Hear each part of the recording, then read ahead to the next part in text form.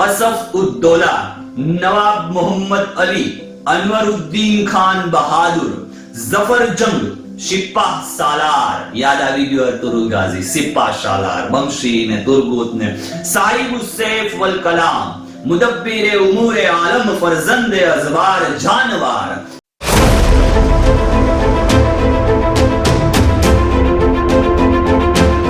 હે guys, welcome back to my new video. મિત્રો, સ્વાગત કરું છું આજના વિડિયોમાં. અગાઉ આપણે એક વિડિયો આપણી ચેનલ ઉપર મૂકેલો છે કે જેની અંદર આપણે જે કંઈ પણ ઐતિહાસિક સિક્કાઓ છે, જે કંઈ રોયલ કોઇન્સ છે, હિસ્ટોરિકલ કોઇન્સ છે, આ તમામની જે કંઈ ઇન્ફોર્મેશન છે કે જે સિક્કાઓ આપણી પાસે ઓલરેડી પડેલા છે એ તમામ સિક્કાઓ ક્યાંથી છે, ક્યાં રાજાએ એને અમલમાં લઈ આવ્યા, ક્યાં શાસકે, ક્યાં સમ્રાટ એમને અમલમાં લઈ આવ્યા, અને જે તે સમયની અંદરની જે વ્યવસ્થાઓ છે એ વ્યવસ્થાઓ કયા પ્રકારની હશે. હકીકતમાં જે ઇતિહાસ છે એ ઇતિહાસને જાણી અને આ સિક્કાઓનું સમન્વય કરવાનો મેં કંઈક એવો નાનો અમથો તમારી સમક્ષ પ્રયત્ન કર્યો છે. મિત્રો, જો ઘણી બધી બાબતોને આપણે રાજા મહારાજાઓની, એ સિપાહ સાલારની, એ લોકોની જે બાબતોને આપણે જો જાણવા જઈએ ને તો માત્ર એક જ વ્યક્તિ, એક જ રાજા, એક જ મહારાજાની અંદર આપણને ઘણા બધા વિડિયોઝ લાગી શકે, ઘણો બધો સમય લાગી શકે. પરંતુ આ જે આપણી પાસે પડેલા જે સિક્કાઓ છે એ સિક્કાઓની અંદર જે કૃતિઓ છે, જે એની અંદર કોતરણ કરેલી છે, જે છાપો છોડેલી છે, આજના સમયમાં આપણે છાપો અને કાંટો આ પ્રકારનું ધ્યાન લેતા હોઈએ છીએ, પરંતુ જમણી બાજુ અને ડાબી બાજુ બંને બાજુની અંદર શું શું લખાણ હોઈ શકે છે, આ તમામને ધ્યાનમાં રાખી અને તમારી સમક્ષ મેં આ બાબતને રજૂ કરવાનો પ્રયત્ન કર્યો છે. ખૂબ જ મજા પડવાની છે. જેમ જેમ આપણે આ સિરીઝમાં આગળ જાશું તેમ તેમ આપણને ખૂબ જ મજા પડશે. આ જે સિરીઝ છે એ તમારા માટે એ માટે છે કારણ કે રાજા મહારાજાઓની વાતો છે, આની અંદર સમ્રાટોની વાતો છે, આની અંદર સિપાહ સાલારની વાતો છે, આની અંદર જે કોઈ સૈનિકો છે એ તમામ સૈનિકોની પણ ક્યાંક ક્યાંક વાતો આવશે. એટલે ખૂબ જ મજા પડવાની છે. તો આપણી સિરીઝમાં જોડાયેલા રહેજો. વિડિયોને શેર કરી દો જેથી કરીને તમારી સાથે ઘણા બધા લોકો જોઈ શકતા હોય, જોઈ શકે, સમજી શકે અને સારી રીતે એ જાણી શકે. તો મિત્રો, ચાલો શરૂઆત કરીએ આજના વિડિયોની. આપણે તો ઐતિહાસિક રાજાશાહી સિક્કાઓ કે જેની અંદર જે પ્રથમ તમે જે ચિત્ર જોઈ રહ્યા છો, આજે હાલ આપણી પાસે જે ઉપલબ્ધ છે એ સિક્કાઓની વાત કરું છું. આ જે સિક્કાઓ તમે જુઓ છો તે આ બંનેની બાજુ સમજવું થોડું અઘરું હોય છે. આની અંદર ઘણી વખતે એવું બનતું હોય છે કે જે કોઈ એક્સપર્ટ વ્યક્તિઓ છે આ વ્યક્તિઓ પાસે આ સિક્કાની જાંચ કરાવડાવવી પડે. પરંતુ જ્યાં સુધી મને ખબર છે, જ્યાં સુધી મેં ઇન્ફોર્મેશન નીકાળી છે, જ્યાં સુધી મેં એમને ખગોળવાનો પ્રયત્ન કર્યો છે ત્યાં સુધી કે આ જે સિક્કો છે એ તાંબાનો સિક્કો જેને દમરી તરીકે ઓળખાય છે. આહા, એ સમયના કેવા કેવા દિવસો હોય છે. એક તિજારત કરતા લોકો, એક બજાર, એ બજારની અંદર જે માલ વેચનારા અને ખરીદનારાઓ લોકો, કોમર્શિયલ સ્ટુડન્ટ હશે ને બહુ મજા આવશે આમાં. ખરીદનારા લોકો અને વેચનારા લોકો એકબીજાની જરૂરિયાતો સંતોષતા હોય. આજ પણ આપણે સંત આધુનિકીકરણ તરફ, તે સમયની અંદર ઘોડલા, હાથી, ત્યાર પછી યુદ્ધ, સંગ્રામો, ઘણી બાબતો નહીં. એ સમયના જે હિસ્ટોરિકલ પેલેસ જોઈએ, એ સમયના જે અમુક હિસ્ટોરિકલ આપણે પિક્ચર્સ જોઈએ, જેમ કે ઉમરાવ જાન છે, જોધા અકબર છે, અને સૌથી બેસ્ટમાં બેસ્ટ જો કોઈ સિરીઝ ચાલતી હોય અત્યાર સુધી તો અર્તુરુલ ગાઝી અને ઉસ્માન ગાઝી. આ સિરીઝની અંદર આપણે જે જૂની વસ્તુ જોઈએ ને તો આપણને મજો પડી જાય. એમ થાય કે આહા, તે સમયની કલ્પના પણ ન કરી શકે, અકલ્પનીય હોય. પરંતુ આ તાંબાનો જે સિક્કો છે એને દમરી તરીકે ઓળખાય છે. જે ભારતમાં જેટલા પણ સિક્કાઓ છે ખાસ ભારતના છે, જે વિદેશના સિક્કાઓ છે એને પણ આપણે આવરવાના છે. પરંતુ વિડિયો વધુ લાંબો ન થાય જેથી કરીને આપણે એ ટૂંકમાં સમજાવવાનો પ્રયત્ન પણ કર્યો છે અને આપણે એક સિરીઝ વાઇઝ આ વિડિયોઝ મૂકવાનો પ્રયત્ન કર્યો છે.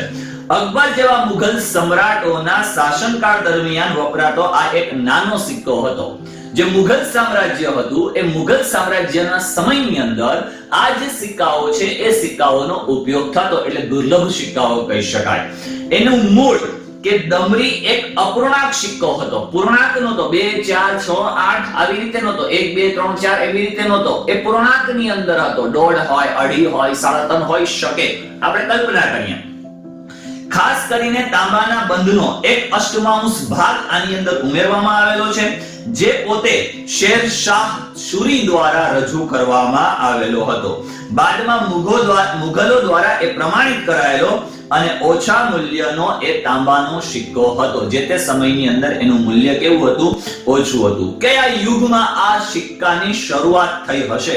તો કે મુઘલ યુગ દરમિયાન, ખાસ કરીને સમ્રાટ અકબરનું જે શાસનકાળ હતું એ શાસનકાળ દરમિયાન આ જે સિક્કો તમે જુઓ છો એ સિક્કો પ્રચલિત હતો, જે ચાંદીના રૂપિયા અને સોનાના મુહૂર્ત સાથે મુઘલ ચલણ પ્રણાલીનો એક જ ભાગ હતો.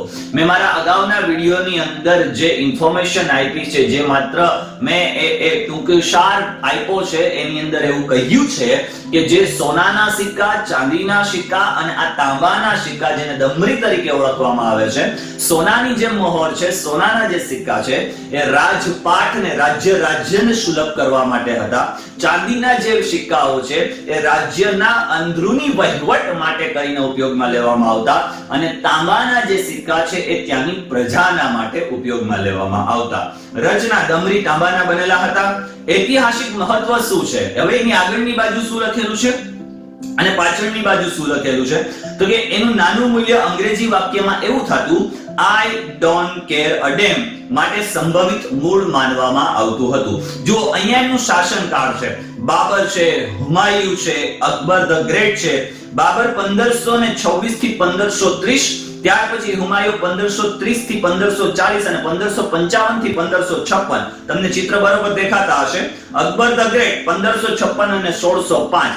આ જે શાસનકાળો છે, આ જે શાસનકાળ છે, એ સમય પછી ત્યાર પછી જહાંગીર, શાહજહાં અને ઔરંગઝેબ, આ જે મુઘલ સામ્રાજ્ય હતું એ મુઘલ સામ્રાજ્યમાં આ જે તમે સિક્કા જુઓ છો એ સિક્કાનો ઉપયોગ થતો હતો. ત્યાર પછીના આપણે બીજા સિક્કાની જે આપણી પાસે પડેલો છે અને જેની આપણે હિસ્ટ્રી ખગોળી છે, એની અંદર શમ્સ અલ-દીન મુઝફ્ફર શાહ ત્રીજો, જેનું આ જે છબીમાં તમે જે આ સિક્કો જોઈ રહ્યા છો, આ જે સિક્કો તમે જોઈ રહ્યા છો, આ બંને આગળની બાજુ અને પાછળની બાજુ એ તાંબાનો સિક્કો છે.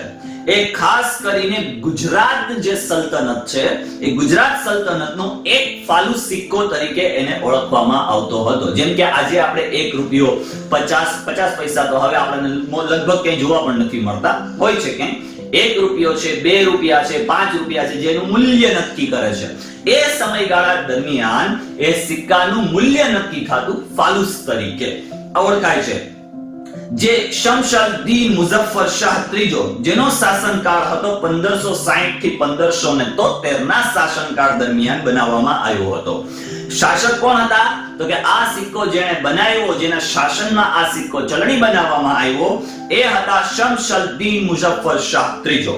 સમયગાળો ગુજરાતની જે સલ્તનત છે એ 1560 થી 1573. કઈ સામગ્રીનો ઉપયોગ થયો? તાંબાની. એનું મૂલ્ય 1 ફાલુસ. આગળનો શિલાલેખ શું છે? અલ-મુઅય્યદ, શમ્સ દંત કથાઓ. અને ઉલ્ટા શિલાલેખમાં શું લખેલું છે? વર્તુળમાં ટંકાશાળના નામ સાથે મુઝફ્ફર શાહ અલ સુલતાન લખેલું છે. આહા, કેવો સમયગાળો હોય છે નહીં? જુઓ, આ જે ચિત્ર અહીંયા બતાવવામાં આવ્યું છે, તમે આ ચિત્ર જે જોઈ શકો છો એ શમ્સ અલ-દીન મુઝફ્ફર શાહ ત્રીજા છે, અને આ એમનું રાજપાટનો એક આપણે ફોટો દુર્લભ અહીંયા તમને બતાવવાનો પ્રયત્ન કર્યો છે. એની થોડી હિસ્ટ્રી આપણે જાણી લઈએ. શમ્સુદ્દીન મુઝફ્ફર શાહ બીજા અથવા એને મુઝફ્ફર શાહ બીજા તરીકે ઓળખવામાં આવતા.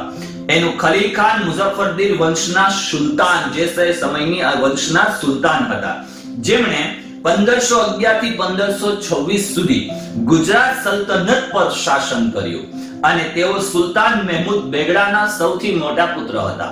સુલતાન મોહમ્મદ બેગડાના જે 4 પુત્રો, જેની અંદર ખલીલ ખાન, મોહમ્મદ કાલા, આપા ખાન અને અહેમદ ખાન, આ 4 પુત્રો હતા. એમાં 27 વર્ષની ઉંમરે મુઝફ્ફર શાહે ગાદી સંભાળી હતી અને એમણે આ ખલીલે મુઝફ્ફરીદ શાહનું બિરુદ હાંસલ. કેટલા બિરુદ હોય છે, કયા પ્રકારના હોય છે હું તમને સમજાવીશ. બહુ મજા પડવાની છે. મજા આવે છે ને? જેમ જેમ આગળ જાશું તેમ બહુ મજા આવશે. મુઝફ્ફર શાહ બીજાનો તાંબાનો સિક્કો તેમના પિતાના મૃત્યુના થોડા સમય પહેલા અને ત્યાર પછી રાજકુમાર ખલીલ ખાન જે છે એ બરોડા આવ્યા અને બરોડામાં એ રહેતા હતા અને તેમના રાજ્યારોહણ પછી એમણે ત્યાંનું નામ એણે કરી નાખ્યું દૌલતાબાદ નામનું શહેર સ્થાપ્યું. આ માત્ર આછી છાનેરી ઝલક બતાવી છે. જો હું હિસ્ટ્રી કાઢવા જઈશ અને હિસ્ટ્રીની અંદર ઘણી બધી બાબતો લઈશ તો માત્ર એક જ શાસનકાળમાં આપણા ઘણા બધા વિડિયોઝ પૂરા થશે. પરંતુ ત્યાર પછીનો આપણી પાસે પડેલો બીજો સિક્કો એટલે કે ઇબ્રાહિમ શાહ શુરી. શુરી જે સલ્તનત હતી, શુરી જે સામ્રાજ્ય હતું, એ સામ્રાજ્યની અંદર ઇબ્રાહિમ શાહ શુરી. આ જે સિક્કો તમે જુઓ છો, થોડો મોટો કરી દઉં એટલે તમને ખ્યાલ આવે. આ જે સિક્કો જુઓ છો એ કયા સમયનો છે? ઇબ્રાહિમ શાહ શુરીનો. હવે એની અંદર શું છે આપણે જોઈ લઈએ. આ પણ એક તાંબાનો સિક્કો છે.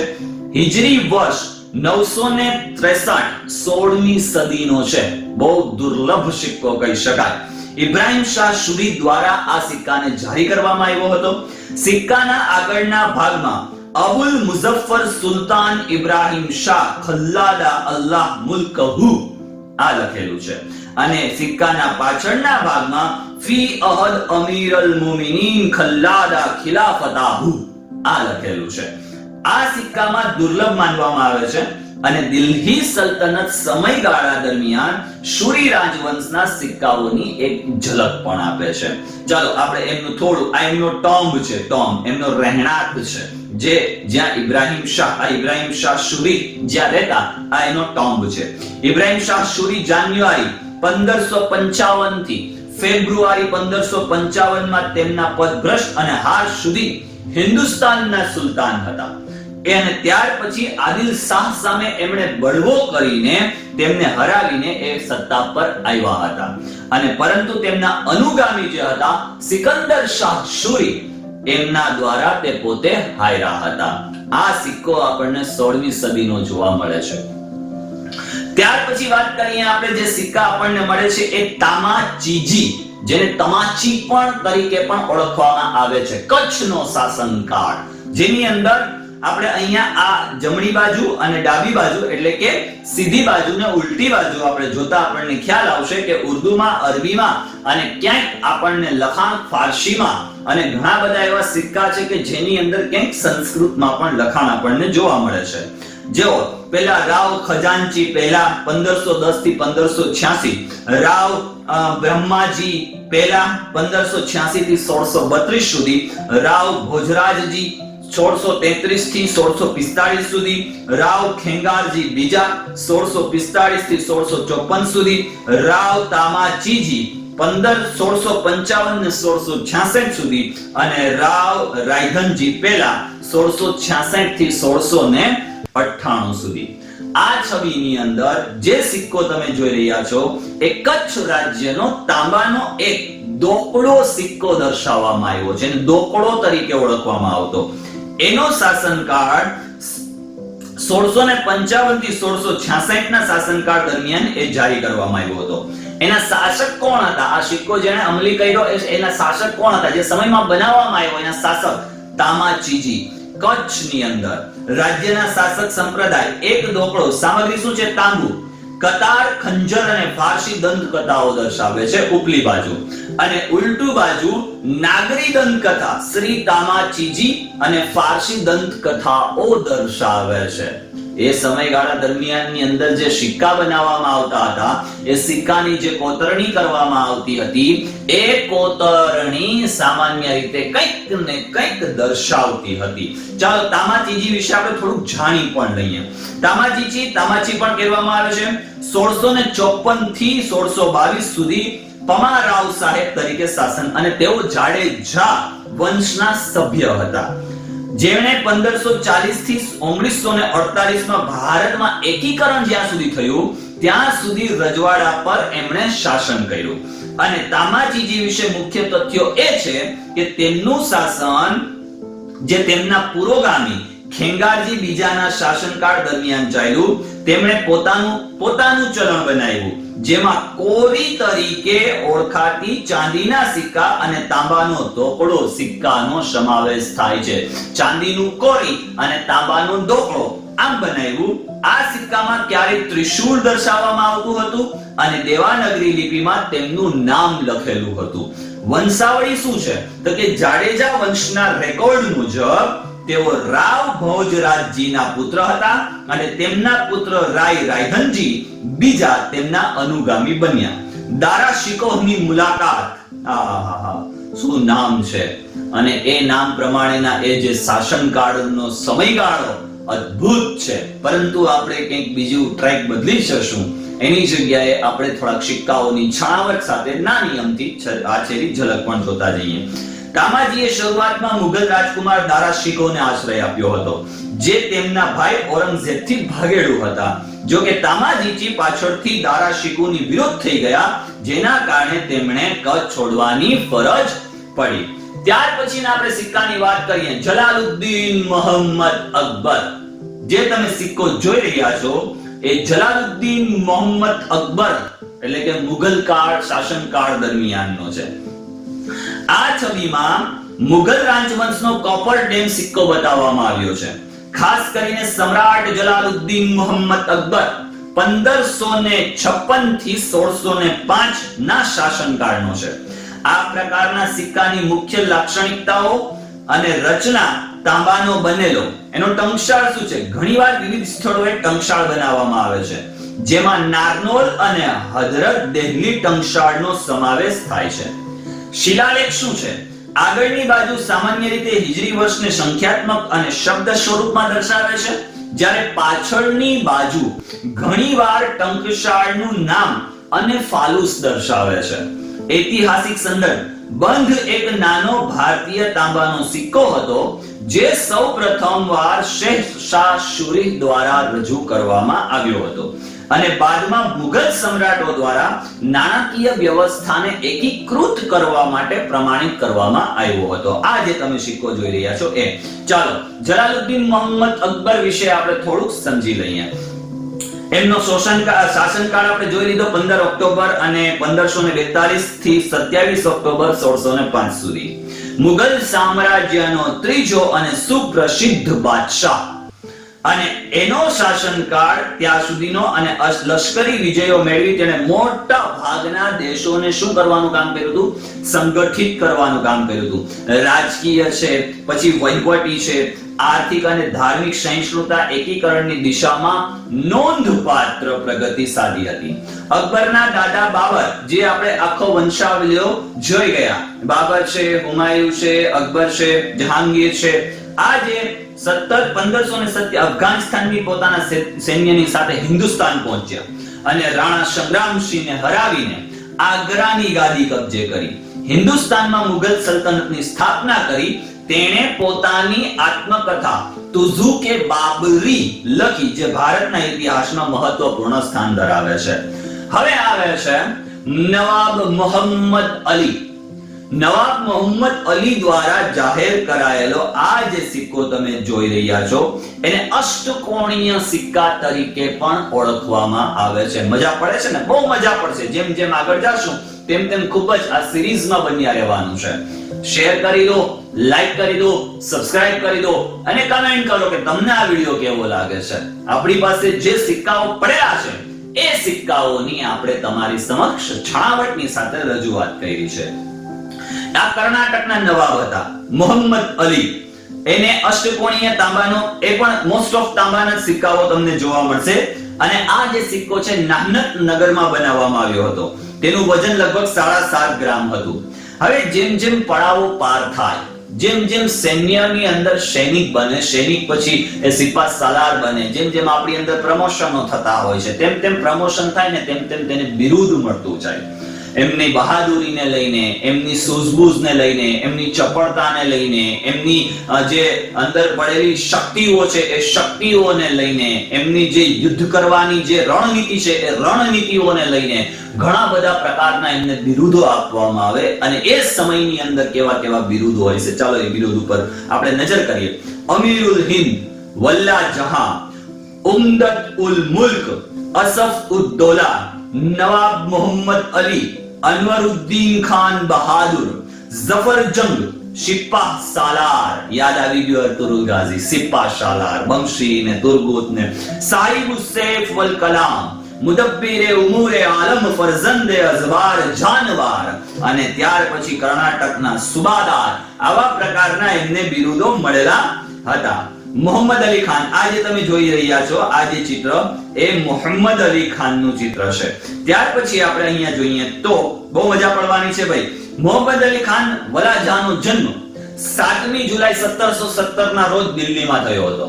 તેમના પિતા અનવરુદ્દીન મોહમ્મદ ખાન કન્નૌજી શેખ મૂળના કર્ણાટકના વર્તમાનના નવાબ હતા. 1749 માં વલાજા આરકોટના નવાબ હતા, પરંતુ 1752 માં આરકોટના ઘેરામાં ચંદા સાહેબના જે દળો છે એમની હાર બાદ તેમનો સત્તાવાર રીતે તાજ પહેરાવવામાં આવ્યો હતો. વલાજા તત્કાલીન મુઘલ સમ્રાટ શાહ આલમ સાથેના તેમના પત્રો અને પત્ર વ્યવહારમાં, કેમ કે એની પાસે જે કલમ હતી એ કલમને જે લખવાની એમની તાકાત હતી એ જબરજસ્ત હતી. જેમ અત્યારના સમયની અંદર આપણે સૌથી વધારે કોઈ આપણી પાસે સારું એવું હથિયાર હોય તો એ આપણી કલમ છે. એ સમયગાળા દરમિયાન એ જે પત્ર વ્યવહાર કરતા એ પત્ર વ્યવહારની અંદર એમની સૂઝબૂઝ સારી હતી. પત્ર વ્યવહાર કઈ રીતે કરવો એમની આવડત સારી હતી, જેથી કરીને તે પત્ર વ્યવહારના માધ્યમથી પણ સારા એવા ઓળખાતા હતા. અને 5મી એપ્રિલ 1750 ના રોજ શાહી ફાયરમેન દ્વારા મોહમ્મદ અલી ખાન વલાજાને સિરાજુદ્દૌલા, અનવરુદ્દીન ખાન બહાદુર અને દિલાવર જંગ જેવા ખિતાબ આપવામાં આવ્યા હતા. સાથે કર્ણાટક પાઇન ગોતનું સુબાદારશીપ અને 5000 ઝેટ અને 5000 સોવાર. હવે 5000 ઝેટ અને 5000 સોવાર શું છે? 5000 ઝેટ એક રકમ છે કે જેમનો પગાર આપણે નક્કી કરી શકીએ કે ભાઈ 10000 પગાર, 15000 પગાર, 20000 પગાર. ત્યાર સમયનો ઝેટ પગાર હતો. અને સોવાર એટલે ઘોડે સવાર વાળી વાત થાય છે. 5000 ઘોડા સવારને એક સાથે સાંકળીને ચાલી શકે એ પ્રકારની એની અંદર કહેવાય ને કે ચપળતા હતી, એની અંદર એ પ્રકારની સૂઝબૂઝ આવડત હતી, એટલે એમને 5000 સવાર. માહી મરાતી બે શું છે તો આપણે એક સમજી લઈએ કે જે તે સમયની અંદર જે પ્રમાણેના બિરુદો આપવામાં આવતા હતા એમાં માહી મરાતી એટલે કે એક જે સમ્રાટ હોય, જે બહાદુર હોય અને એ સમયનું મુઘલ સામ્રાજ્યનું સૌથી પ્રતિષ્ઠિત જે પ્રતીક કહી શકાય, જે બિરુદ કહી શકાય, એને આ જે માહી મરાતીબ બિરુદ છે એ કહી શકાતું હતું. એમાં શું હતું તો કે ઊંચા એક ઝંડાની અંદર એક માછલી, સોનાની જે માછલી હોય એ માછલી પ્રમાણેનું એમને પ્રતીક આપવામાં આવતું હતું, જેને માહી મરાતીબ તરીકે ઓળખવામાં આવતું હતું.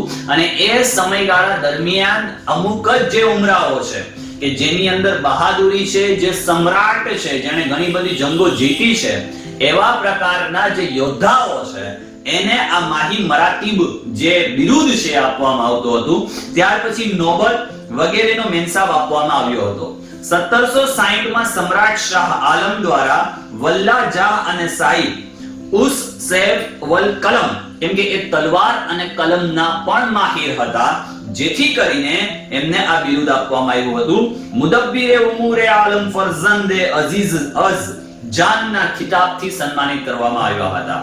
તેમણે 1763 માં પેરિસની સંધિ દ્વારા અને 26 ઓગસ્ટ 1765 ના રોજ દિલ્હીના સમ્રાટ દ્વારા સ્વતંત્ર શાસક તરીકે માન્યતા આપવામાં આવી હતી. આવા પ્રકારના જે આપણી પાસે પડેલા સિક્કાઓ છે, આ સિક્કાઓની છણાવટ આપણે આજના આ વિડિયોની અંદર કરી છે. આવા પ્રકારની હજી ઘણી બધી સિરીઝો બનવાની છે.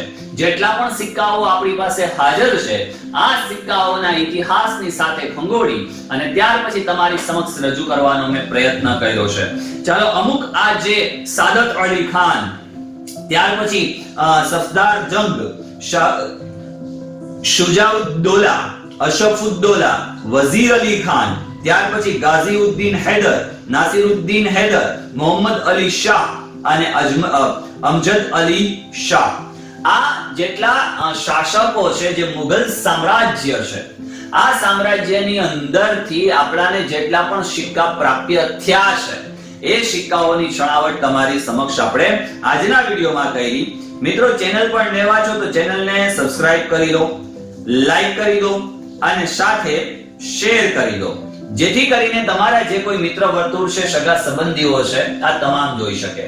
મિત્રો ઇતિહાસને જાણવું, ઇતિહાસને સમજવું, ઇતિહાસ સાથે ચાલવું, ઇતિહાસની અંદરથી જે તે પડેલી વસ્તુઓ છે, જે લુપ્ત થયેલી છે, આ લુપ્ત થયેલી દુર્લભ સિક્કાઓ છે, એવી જ રીતે દુર્લભ ઘણી બધી એન્ટિક વસ્તુઓ છે, આ તમામ વસ્તુઓને આપણા વિડીયોના માધ્યમથી આપણે જાણવાનો પ્રયત્ન કરીશું. આપણે ટૂંક જ સમયગાળા દરમિયાન આપણી જે જ્યુપિટર એજ્યુકેશન એકેડમીની જે ચેનલ છે, એ ચેનલની અંદર આપણે પરત ફરવાના છીએ. ખુશીની વાત છે, વગાડો તાળીઓ. કેમ કે જેટલા પણ વિદ્યાર્થીઓ છે, જે સ્ટુડન્ટ છે, જે ભણી રહ્યા છે, આ તમામ માટે ઘણા બધા પરિશ્રમ સાથે, ઘણી બધી મહેનતો સાથે આપણે ફરી પાછા એ ચેનલ ઉપર પણ આપણે મળવાના છીએ. એ ચેનલ ઉપરથી પણ આપણે ઘણું બધું શીખવાના છીએ. આપણા કેરિયર માટે લઈને, આપણી જોબ માટે લઈને, આપણા અભ્યાસ માટે લઈને ઘણું બધું તમારી સમક્ષ લેવાનો પ્રયત્ન કર્યો છે. મિત્રો તો ચેનલને શેર કરો અને શીખતા રહીએ, શીખવતા રહીએ, સાથે ઘણું બધું આપણે નોલેજ પ્રાપ્ત કરતા રહીએ, કારણ કે નોલેજ ઇઝ પાવર. તમારી પાસે પડેલું શિક્ષણ, તમારી પાસે પડેલું જ્ઞાન એ તમારી સૌથી મોટી તાકાત અને તમારી સૌથી મોટી સત્તા છે. તો મળીએ છીએ નેક્સ્ટ વિડીયોની અંદર. ત્યાં સુધી ખુશ રહો, પરિવાર સાથે રહો, ખૂબ આનંદમય રહો, ખૂબ પ્રગતિ કરો. ધન્યવાદ. આવજો. Bye bye.